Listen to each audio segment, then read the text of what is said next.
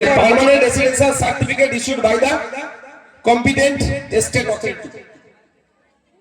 6 নম্বর পয়েন্টে বলা হচ্ছে, এবার বলুন তাহলে হাইরানের কি আছে? দুয়ারে সরকার হয়, পাড়াতে সরকার হয়, রাজ্য সরকার ক্যাম্প লাগিয়ে দিক, সব রেসিডেন্সিয়াল সার্টিফিকেট দিয়ে দিক, সমস্যার সমাধান হয়ে যাবে। এটা করেছে? জীবনেও করবে না, জীবনেও করবে না, আমি আপনাকে বলে রাখছি। আর এখন পড়ার লাইন নাই কেন? ইতিহাস তৈরি হয় কিসের জন্য? শিক্ষা নেওয়ার জন্য তো ভাই। 2021 কে নিয়ে আপনাদের এখন শিক্ষা নিতে হবে। আমি বলছিলাম 26 আসে শিক্ষা নেবেন, কি করবেন আপনাদের ব্যাপার। ইতিহাস তৈরি হয় শিক্ষা নেওয়ার জন্য। বিহারে ডোমিসাইল সার্টিফিকেট অ্যালাউ হয়েছে, ওয়েস্ট বেঙ্গলে কেন হচ্ছে না? এটা আমি প্রমাণ দিলাম আপনাকে, প্রমাণ তো দিলাম আমি, কিন্তু এখনো কি এই সার্টিফিকেটের কথা রাজ্য সরকার কিছু বলেছে?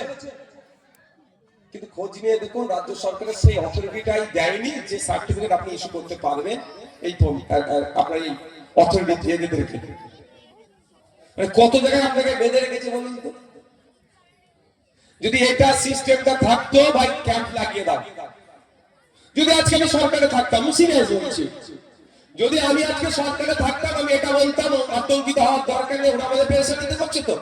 প্রথম কথা 1000 লোক দিতাম, তারপরেও আমি বলছি এই স্টেজে যদি থাকতাম, ঠিক আছে, কাউকে আতঙ্কিত হতে হবে না, কাউকে হই হই করতে হবে না। যেমন পাড়াতে পাড়াতে ক্যাম্প লাগবে, সব রেসিডেন্সিয়াল সার্টিফিকেট নাও, রাজ্য সরকারের স্টাম্প লাগানো, যাও জমা করো। না অঞ্চলের কাজ হবে না তো, কাজ হবে না। তার আগে তো ঘোড়া বেঁধে রেখেছে। নোটিফিকেশন আছে কি রাজ্য সরকারের যে ডোমিসাইল সার্টিফিকেট দেওয়ার অথরিটি কার কাছে দিয়ে রেখেছে রাজ্য সরকার? রাজ্য সরকার কি আপনার অঞ্চলকে অথরিটিটা দিয়েছে আগে জানেন?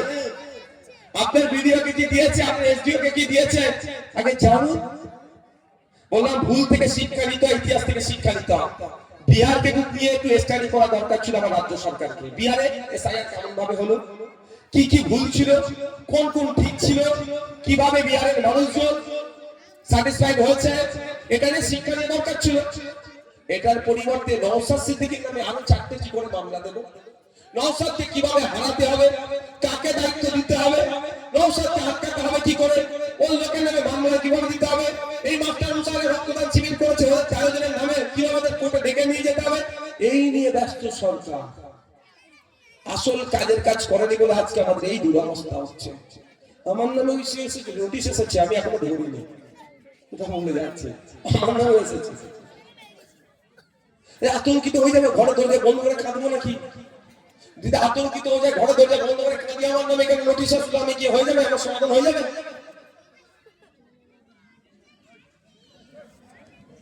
আমি আপনাদের এখন আমি এতটা বেশি করে এখন বলতে পারছি না।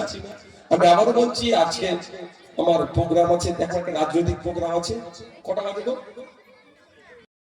ছোট্ট একটা ফুল স্টপ না থাকার জন্য আপনি হেয়ারিং এ ডাকছে। দেখুন এটা কম্পিউটারের প্রোগ্রামিং এ যেটা দিয়েছে তাকে করে দিয়েছে, এআই এর মাধ্যমে হয়েছে। এআই কে বলে দিয়েছে যার নামের মিসম্যাচ হবে সব আলাদা করো, যেটা ম্যাচ হবে একদিকে রাখো।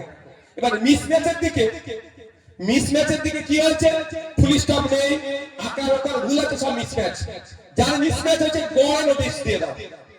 আর ওটা যদি 10,000 হিসেবে 1,000 যদি কম্পিউটার অপারেটর আপলোড করতো, তাহলে তারা ভালো করে জানে ডট আর নটাতে কোনো অসুবিধা নেই।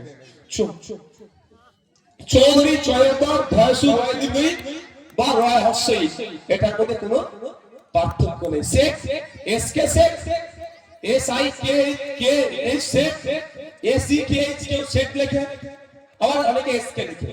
এর মধ্যে কি পার্থক্য আছে? যেমন মোল্লা টাইটেলটার কথা বললাম, এমওএলএন এ কেও দেয়, এমওএলএন এইচ কে দেয়, তাই তো? তাহলে যদি মানুষ ম্যানুয়ালি করতো ওটা, তাহলে ওরা জানতো যে আলাদা নয়, এটা কোনো নোটিশ জেনারেট করার দরকার নাই। কম্পিউটার সিস্টেমটা খুব ভালো আর খুব খারাপ। তোমরা কম্পিউটারকে আপনি প্রোগ্রামিং করে রেখেছে, দুধ আছে, পানি আছে, জুস আছে, বলা হচ্ছে যে যেটা চাইবে সে সেটা তাকে দেবে, কম্পিউটারকে বলে দিয়েছে। এখন পানিটা শেষ হয়ে গেছে, মানুষ আমি কারো বিপদে পড়ে গেছে, পানি পানি করে চিৎকার করছি। কম্পিউটারকে কি বলা হয়েছে? যে যেটা চাইবে তাকে তুমি সেটা দেবে। কেউ দুধ চাইলে দুধ পাবে, পানি চাইলে পানি পাবে, জুস চাইলে জুস পাবে। মনে যাচ্ছে বিপদে পড়েছি, পানি পানি করে চিৎকার করছে। পানি শেষ হয়ে গেছে কম্পিউটারে, কিন্তু দুধ আর জুসটা আছে। কম্পিউটার কোনদিনের জন্য ওই পানির পরিবর্তে এই বিপদে পড়েছে অন্তত দুধ চাইলে বিপদ মুক্ত হবে কাজটা করবে না। ওটা তো মানুষ নয়, ওকে প্রোগ্রামিং যেমন ভাবে সেট করে দেওয়া আছে সেটা আমার বাইরে যাবে না। তো আজকে এআই এর মাধ্যমে যখন আপনারা এটাকে নোটিশ ইস্যু করবে কি করবে না, ম্যাচ হচ্ছে কি মিসম্যাচ হচ্ছে কি হচ্ছে, ওকে সেট করে দিয়েছে। 2002 এর সাথে যাদের নাম মিলবে না, এই করো হান করো, বয়সের সাথে যাবে, সব সেট করে দিয়েছে। ও দেয়ার করে নোটিশ দিয়ে দিচ্ছে। এটা কিন্তু মানুষে করতো। আজকে আমাদের এই দুর্ভাগ্যটা দুর্দিনটা আসতো না। এবার মানুষের করার দায়িত্বটা কার? ইসিআই। ইসিআই কার উপর দেবে? যুক্তরাষ্ট্র পরিকাঠামো অনুযায়ী রাজ্য সরকারকে বলবে। ঠিক রাজ্য সরকারকে বলে যেমন 90,000 অফিসার পেয়েছে, ঠিক রাজ্য সরকারকে বলে 1,000 যদি কম্পিউটার অপারেটর পেত, আজকে এই দুর্দিন দেখতে হতো না। বলে যখন দিচ্ছি আর একটা কথা বলবো, অসুবিধা নেই তো? কর্তৃপক্ষ দেখুন, আমি যদি এটা আমার পার্টির কিছু আলোচনা করেছি ভাই, আমার পার্টির কিছু বলেছি, আমি আপনাদের সচেতন করার জন্য বলছি। আর একটা কথা বলছি, কি কেন্দ্রীয় কালাম 13টা কি 11টা কি 9টা কি 10টা ডকুমেন্টসের কথা বলা হয়েছে। ওর মধ্যে 6 নম্বর পয়েন্ট কি আছে জানেন? রাজ্য সরকারের কোন অথরিটির একটা পার্মানেন্ট রেসিডেন্সিয়াল সার্টিফিকেট দিতে পারবে। ভালো করে বুঝবেন আমি কি বলছি। যে ডকুমেন্টসের লিস্ট এসেছে, আপনার হিয়ারিং হয়েছে, আপনি সাবমিট করবেন যে ডকুমেন্ট যে কাগজ চেয়েছে, এর মধ্যে একটা কি বলা হয়েছে? রাজ্য সরকারের আপনার 6 নম্বর পয়েন্টে সম্ভবত রাজ্য সরকারের আপনার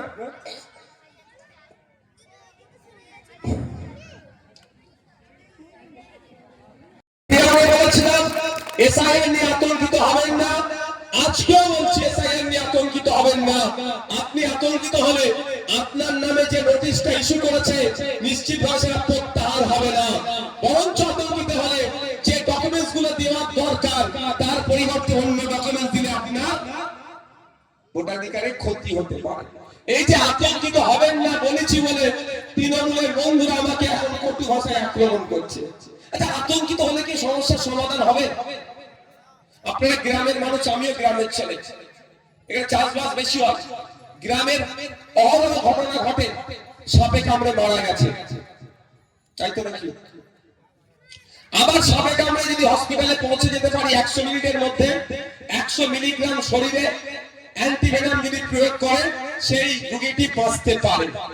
কিন্তু ঘটনা আছে এই ধরনের, সাপে কাটার সাথে সাথে মানুষ মারা গিয়েছে। কেন তাহলে মারা গেল? হয় আপনি মিথ্যে কথা বলছেন, আমি যদি ধরে নিই হয় আপনি মিথ্যে বলছেন, না হলে মেডিকেল সায়েন্স ভুল গবেষণা করেছে। কিন্তু না, আপনিও সত্যি বলছেন, মেডিকেল সায়েন্সের গবেষণাটাও সঠিক। এই যে সাপে কাটার সাথে সাথে মারা কেন যায় জানেন? সাপের বিষে মারা যায় না, আতঙ্কে মারা যায়। আর নওশাদ সিদ্দিকীর বক্তব্য, আতঙ্কিত হলে এই যে লড়াই আমাদেরকে লড়তে হবে, এই লড়াই থেকে আপনি পার পাবেন না। আতঙ্ক মুক্ত হয়ে ঠান্ডা মাথাতে এই লড়াই লড়তে হবে। যখন গণনা ফর্ম আপনার হাতে দাঁড়িয়েছিল, অনেকে ভয় পেয়ে গিয়েছিলেন কিভাবে ফর্ম ফিল আপ করতে হবে, এত ঘর আছে। আমরা ভিডিওর মাধ্যমে পাড়াতে পাড়াতে ক্যাম্প করে আপনাদের দেখিয়ে দিয়েছিলাম, first part, second part, third part, fourth part, এইভাবে ফর্ম ফিল আপ করো। আপনারা কিন্তু যারা আমাদের ভিডিও দেখে ফর্ম ফিল আপ করেছিলেন, নির্ভুল কিন্তু ফর্মটা ফিল আপ হয়েছিল। তখন যদি আতঙ্কিত হতে, তাহলে ফর্মটা ভুল ফিল আপ হতো। আজকেও বলছি, যে পেরেশান করছে, হয়রানি করছে, আতঙ্কিত হলে এই হয়রানি থেকে আপনি মুক্তি পাবেন না। তাই আতঙ্ক মুক্ত হয়ে এই হয়রানির বিরুদ্ধে আমাদেরকে সোচ্চার হতে হবে, আমাদের অধিকার আমাদেরকে লড়ে নিতে হবে। তবে আপনাদের বলে যায়, আমাদের সকলের প্রাণপ্রিয় বড় ভাইয়ের আব্বাস সিদ্দিকী অলরেডি আমাকে নির্দেশ দিয়েছিল, আপনারা জানেন, পশ্চিমবাংলার একটা ভোটারের যদি নাম কাটা যায়, সেটা আমার ফতেমা হমা হতে পারে, সীতামা হতে পারে, আমার সেটা রাম কাকা হতে পারে, আব্দুল রহিম চাচা হতে পারে, আমার হিন্দু হতে পারে, মুসলমান হতে পারে, দলিত হতে পারে, আদিবাসী হতে পারে, নমশূদ্র হতে পারে, মতুয়া হতে পারে, মাহাতো হতে পারে, যে কেউ হতে পারে। পশ্চিমবঙ্গের একটা বৈধ ভোটারের নাম যদি স্বচ্ছ লিস্ট তৈরির নামে কাটা হয়, তার পাশে কেউ থাকবে আর নাই থাকো, আপনাদের বড় ভাইজান আমাকে নির্দেশ দিয়েছে, নওশাদ সিদ্দিকী সেই ভোটারের জন্য ঢাকার পাশে থাকবে। আমরা আর্টিকেল 326 কে বাঁচানোর অধিকারকে বাঁচানোর জন্য সুপ্রিম কোর্টে যাব, তার জন্য নিশ্চিন্তে থাকুন, অলরেডি আমি গিয়ে পৌঁছে গিয়েছি, তাই আতঙ্কিত হওয়ার দরকার নেই। কিন্তু আমি আবারও ফিরে আসি, নামের বানান ভুলের জন্য কেন নোটিশ আসছে? সাপ হয়ে কামড়াচ্ছে, ওজা হয়ে যাচ্ছে। হ্যাঁ, কত? 1200 ভোটে 1300 কাটা কি করে হয়? 1300 ভোটে 1300 কাটা। নিশ্চিত ভাবে এটা বদমাইশি হচ্ছে। এই বদমাইশির ওষুধ তো দিতে হবে। ওষুধ কে দেবে? ওষুধ কে না, এটাই ভুল হয়ে যাচ্ছে। আপনি যদি ওষুধ দেবেন, তাহলে 2021 সালে সরকারটা তৈরি করলেন কেন? রাস্তায় আমি কেন পাবো?